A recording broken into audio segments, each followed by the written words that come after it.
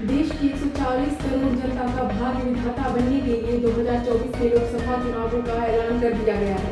इस महासमर में अपनी आहुति देने के लिए बीजेपी, कांग्रेस और अन्य क्षेत्रीय दल चुनावी रणसमर में उतर चुके हैं, जिनके भाग्य का फैसला 4 जून को होना है।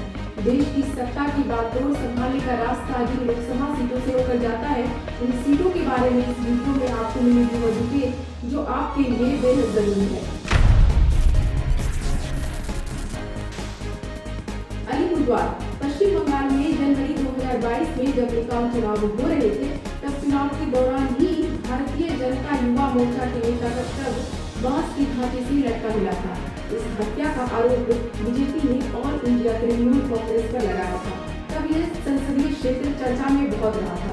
इस सीट से 2024 में बीजेपी के मनोज तिग्गा और टीएमसी के प्रकाश टिक बढ़ाई एक दूसरे को मात देने के लिए आमने सामने हैं। टीएमसी और बीजेपी दोनों ने अपना कैंडिडेट बदला है। वहीं एक समय इस सीट को अपनी बकौती मानने वाली रिवॉल्यूशनरी सोशलिस्ट पार्टी ने युवा नेता मिनी उरांव को उतारा है। अलीपुरद्वार लोकसभा सीट का गठन 1977 में हुआ और तब से ही इस सीट पर रिवॉल्यूशनरी सोशलिस्ट पार्टी का एक शत राज रहा। 2014 तक वहाँ पे उनका राज चला। 37 सालों तक यह सीट कम्युनिस्ट विचारधारा के कब्जे में रही। 1977, 1980, 1984, 1989 और 1991 में पायस की इस सीट से चुनकर संसद में अपनी आवाज बुलंद करते रहे। 1996, 1998, 1999 और 2004 में जोआचिन बक्सला सांसद चुने गए। 2009 में मनोहर तिग्गी अलीपुरद्वार से चुनकर संसद में पहुंचे।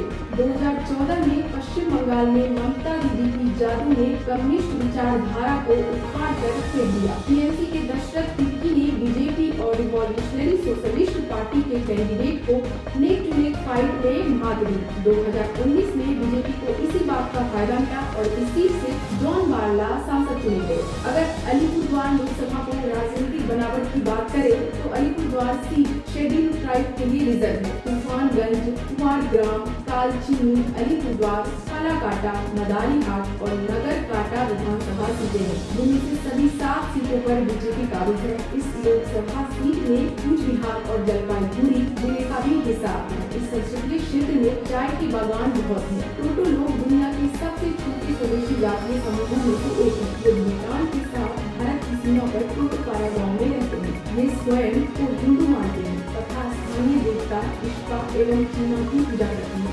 अलीपुरद्वार अपनी प्राकृतिक सुंदरता के लिए विश्व विख्यात है। अलीपुरद्वार में 2 राष्ट्रीय स्तर के अभयारण्य हैं, एक जालदा पारा और दूसरा बक्सा नेशनल पार्क।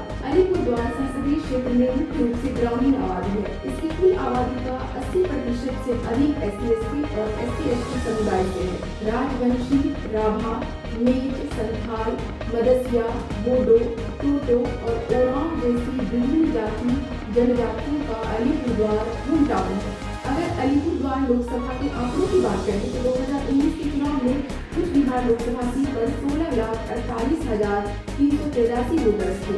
बीजेपी के जॉन बारला को 7,50,804 वोट मिले, वहीं टीएमसी के दशरथ तिग्गी को 5,06,815 वोट मिले। तीसरे स्थान पर ऑल इंडिया फॉरवर्ड ब्लॉक के मिनी ओरांव रहे। अलीपुरद्वार में वोटिंग परसेंटेज जो है वो लगभग 83.13 रहा। अलीपुरद्वार का जो इस बार इलेक्शन लोकसभा चुनाव जीतने वाला है, इसमें ममता बनर्जी के सामने कांग्रेस चुनौती के रूप में है। तो ये देखना बहुत ही दिलचस्प रहेगा कि कांग्रेस सत्ता में आती है या टीएमसी सत्ता में आती है या बीजेपी, इन दोनों का सीधा साफ करती है।